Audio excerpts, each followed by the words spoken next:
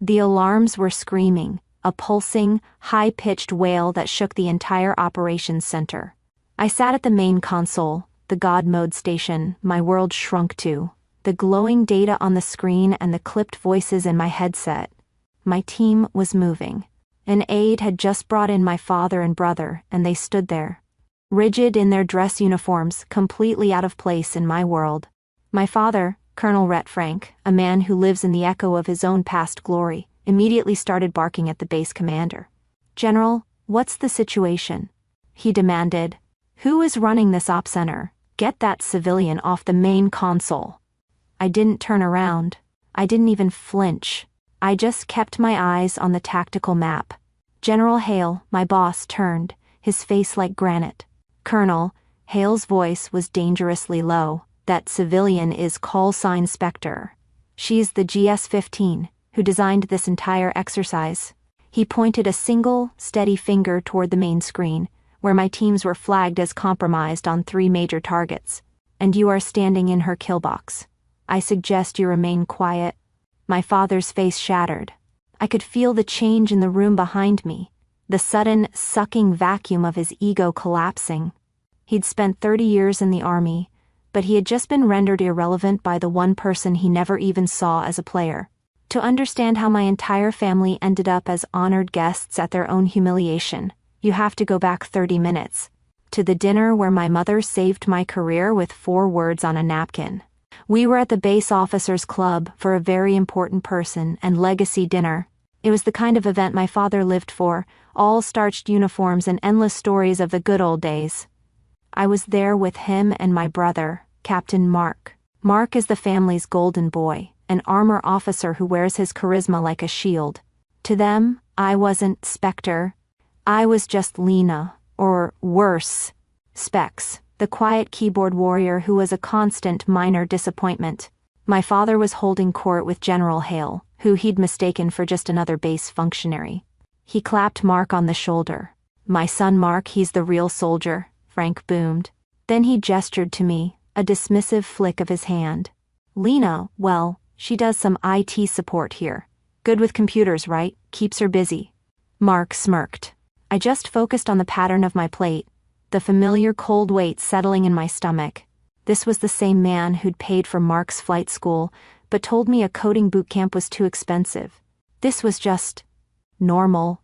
The problem was, General Hale wasn't a functionary. He was my boss, the one who personally recruited me from a 3-letter agency after reading a threat analysis I'd written. I saw Hale's eyes go ice cold over my father's shoulder. He knew exactly who I was, and at that exact second, my smartwatch buzzed under the table, a silent, urgent vibration. My red team was in position. My multi-million-dollar operation was starting. Now. I was trapped. I was being belittled by my father to my boss, just as my base-wide penetration test was spinning up. I couldn't exactly say, "Excuse me, father, I have to go digitally dismantle this entire installation." But my mother, Sarah, a woman who had spent 20 years watching this dynamic from the sidelines, saw the sheer panic in my eyes. She scribbled on a napkin, folded it, and slid it toward me. "A CT sick. Leave. Now." I nodded once, clutched the note and stood up, feigning a sudden wave of illness. "Excuse me, I don't feel well." My father scoffed. "Probably all that computer radiation." I walked out, my pace quickening to a dead run as soon as I was out the door. As I ran, I tapped my earpiece. "Spectre is mobile. All teams execute Operation Black Fog on my mark, Mark." The alarm started 60 seconds later. My family's perception of me was a fortress, built brick by brick with their assumptions. In their minds, I was GS-7 help desk. I reset passwords. My brother, Mark, the family's real soldier, breached compounds. The irony, the one I had to swallow every single day, was that I was the one who wrote the code that unlocked the doors he breached. This dynamic wasn't new, it was practically a family tradition. I think back to last Christmas. It was the perfect summary of our entire lives.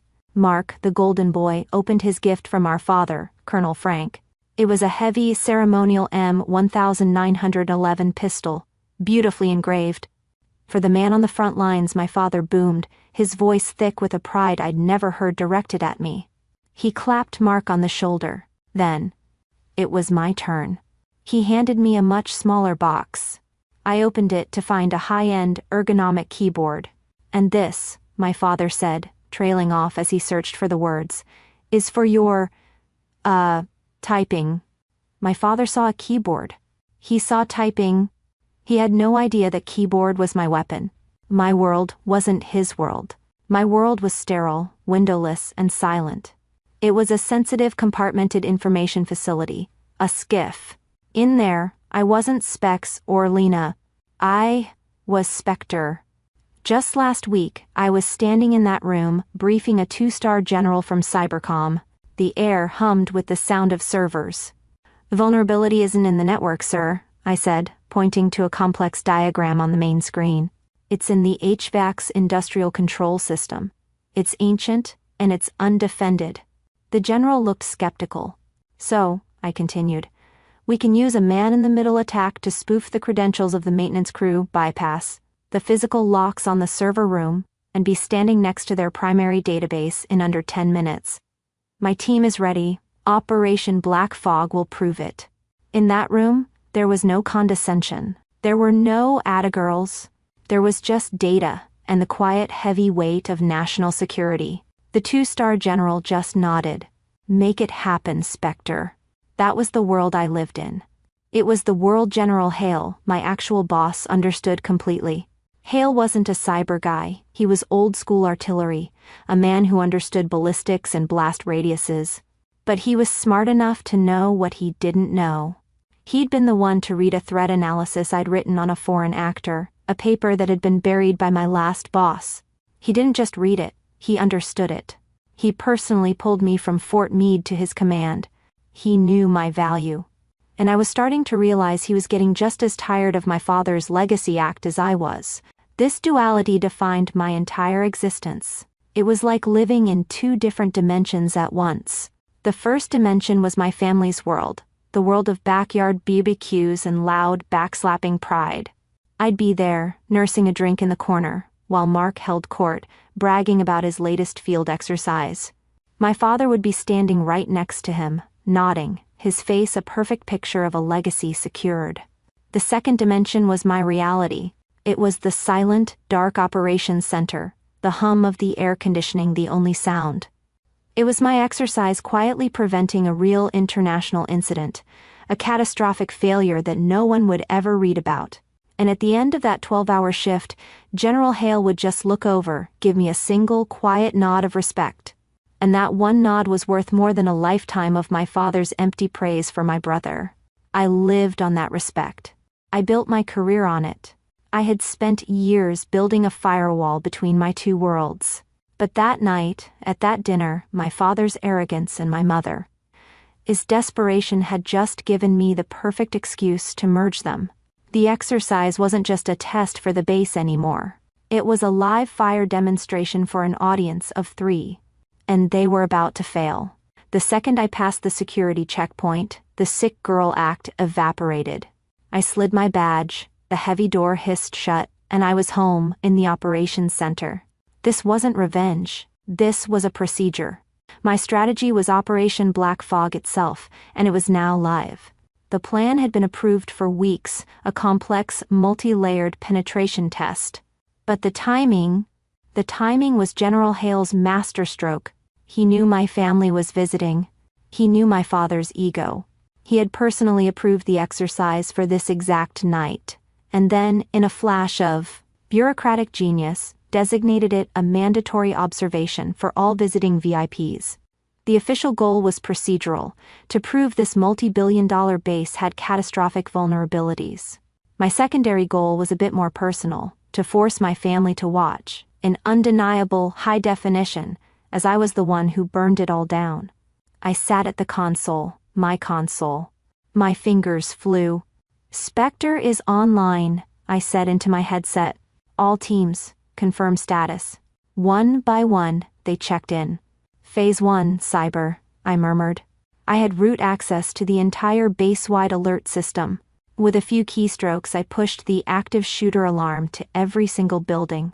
Except the officers' club. They would be the last to know, isolated in their bubble of ignorance. The base would descend into one kind of chaos, while I directed the real one. Phase 2. Physical. My red team was at the main armory, a place my father probably considered a fortress. Team Bravo, you're clear. On the main screen, I watched their body cam footage. They hit the panel. The locks were secure. I typed, spoofing the biometric data of the base commander himself. A green light flashed. Access granted, my team lead whispered. We were in. Phase 3. The trap. While the entire base security force was running to false active shooter locations on the far side of the post, my physical team was walking unopposed into the real targets, the comms hub, the power grid, the armory. And my social engineering team, well, that was the best part. Right on cue, General Hale's aide texted him the all clear to move the VIPs to us. For safety. The alarms were screaming. My team was winning, and my father and brother were being escorted as honored guests to a front row seat for the public execution of their entire worldview. They were entering my world. The one where I make the rules. The Base Operations Center is a cathedral of information. It's a massive, darkened room, where the only light comes from the glow of dozens of screens.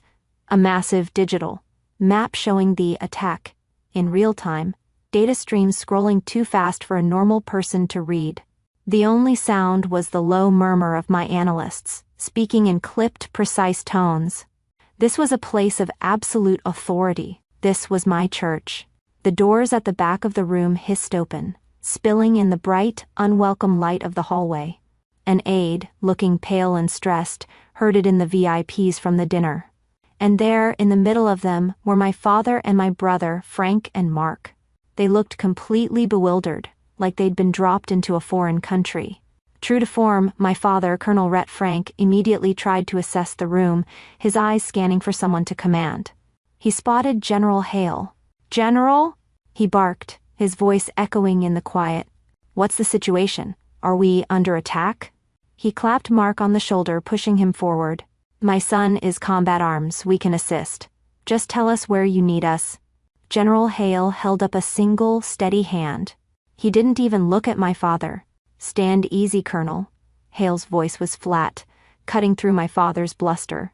"This is not an attack. This is an evaluation." My back was still to them. I was at the main console, my headset on, my fingers moving across the keyboard. I let the silence hang for a beat, letting my father's failed command dissolve into the air. Then, I keyed my mic. My voice, amplified slightly, cut through the room. "Spectre here," I said, my tone all business. "Alpha Team has control of the power grid. Bravo Team has captured the armory. We own the network." I paused, then looked at the main screen. "General, permission to escalate to Phase 4, breaking the legacy systems?" This, finally, was too much for my father. "General, who is this civilian?" He was apoplectic, his voice cracking with indignation. "Get her off that console. This is a military operation." I heard Mark's familiar condescending smirk in his voice. "Dad, just calm down. That's just Lena. She's just the it girl. The it girl. That's all I'd ever be. The girl who gets ergonomic keyboards for Christmas." General Hale turned slowly to face them. The full weight of his authority settled on the room. His voice was dangerously low, a rumble that vibrated in my chest. "Colonel, Captain," he addressed them by their rank, a formality that was, in itself, a weapon. "That civilian is callsign Spectre. She is the GS-15 senior threat analyst who designed this entire operation." He pointed to the map, where my teams were marked in red. "Those are her teams capturing your old armory. This is her base." He took a step closer to them. "And you are standing in her way." The silence that followed was absolute. I could feel my father's worldview shattering, the gears of his 30-year career grinding to a halt. I heard a small, choked sound. I knew, without looking, that the blood had drained from his face. I knew he was looking from me, to the glowing Spectre tag on the main screen, and back to me. And the pieces were finally, painfully, clicking into place. His mouth opened, but no sound came out. I finally swiveled in my chair. I didn't look at my family. I didn't need to. I locked eyes with General Hale. "General, Phase 4? He held my gaze, and I saw a flash of something. Grim satisfaction. He nodded once. "Proceed, Spectre. Show them everything." I turned back to my console. I didn't give them another thought. "All teams," I commanded, "execute Phase 4. The main screen flashed, and a wave of red legacy systems, offline tags populated the map. Behind me I heard a sharp reflexive sound, the scuff of boots on the floor. My father, the retired colonel, had involuntarily snapped to a perfect parade rest. And Mark? Mark just stared, his golden child status evaporating under the fluorescent lights of a room he never even knew existed. My father had spent my entire life teaching me the importance of rank. In the end, it only took 6 words from a general for him to finally learn who outranked who. With a final keystroke, I typed "end exercise" into the command line. The alarms, finally, stopped. The room was plunged into a shocking, profound silence for about 3 seconds before the overhead fluorescent lights flickered and then snapped on, bathing the operations center in a harsh, clinical white. My team, my red team analysts, instantly broke the quiet, clapping, cheering, and high-fiving. We had done it. We'd broken the unbreakable base. I pulled off my headset, the sudden absence of chatter in my ear making the room feel even louder, and I finally let myself take a breath. General Hale walked to the center of the room, his face grim, and picked up a microphone for the PA system. The feedback squelch silenced my team. "Listen up," Hale boomed, his voice echoing. And that's when I saw them, my father and my brother Mark, still standing in the corner where they'd been left. They were trapped, forced to be part of the official after-action review. "Tonight," Hale continued, his eyes sweeping the room, "this base failed. It failed completely. It failed catastrophically." He paused, letting the words land. "And it failed because of one person, Spectre." He pointed. Not at the screen, not at the map, but at me. She exposed vulnerabilities I've been told for a year did not exist. She and her team just saved this installation from a real attack, because they showed us how blind we are. My father was rigid, his face a mask of stone-cold disbelief. Mark just looked small. "Her full report," Hale concluded, "will be on my desk at 0800, and at 0900 it will be on a desk at the Pentagon." "Good work, Spectre." The room erupted in applause, this time for me. My team surrounded me, patting my back. As we were packing up our gear, my father and Mark finally moved, making their way across the room. They were ignored by everyone. They were just 2 more bodies, irrelevant. "Lena," my father started, his voice strained, unfamiliar. I didn't even look up from my laptop bag. I just zipped it, decisively. "I have a debrief with my team, Colonel." I used his rank, not as a sign of respect, but as a boundary. A wall. I shouldered my bag, and my team and I walked out, leaving them standing alone in the middle of my world. 3 months later, my world looked very different. I was in a new office, a corner one with a window. The plaque on the wall didn't say GS-15. It said, "Director, Threat Mitigation Task Force." General Hale had been true to his word. After my report hit the Pentagon, they didn't just approve my findings, they gave me the keys to the kingdom. I was now, officially, in charge of fixing every single problem I had found. My exercise had become my career. My new family was in my office, crowded around my whiteboard arguing. They were my team, the best analysts and operators I had hand-picked. We were brainstorming a new network architecture. They respected me. They challenged me. They listened to me. It wasn't a family built on dysfunctional obligation and faded glory.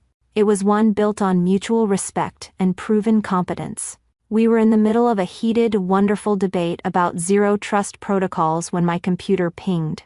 An email. I glanced at it, and the room just faded away. The email was from my father, Frank. The subject line was just 2 words, "Mark's promotion." My hands felt cold. I opened it. The email was stilted, formal, and reeked of humiliation. Captain Mark was up for promotion to major. But there was a problem. A red flag had appeared on his record. A flag from the Black Fog exercise. He had apparently failed a basic digital security protocol when he tried to log on to a compromised terminal. My team had, of course, flagged it. The promotion board my father wrote needed a mitigation statement and a waiver signed by the analyst who flagged him. The power shift was so total, so complete. It was almost dizzying. My father, the colonel, was asking me, his girl daughter, the one who got keyboards, for Christmas, to sign the paper that would allow his golden child son to get promoted. My signature, the one he never valued, was now the official gatekeeper to my brother's entire future. I thought of the ceremonial pistol. I thought of 10 years of your brother's job is just more straightforward. I read the email again. I didn't feel anger. I didn't even feel triumph. I just felt quiet. I took a sip of my coffee. It was cold.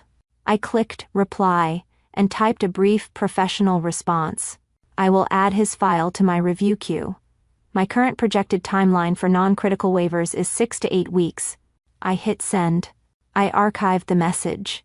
And I turned back to my team, who were all looking at me. All right, I said, picking up my marker. Who's next? My father believed a legacy was something you pass down. I learned that a true legacy is something you build, bite by bite, until you're the one who owns the entire system. If you've ever had your skills dismissed by the people who should have been, your biggest supporters, share your Spectre story in the comments. In this community, we always recognize expertise.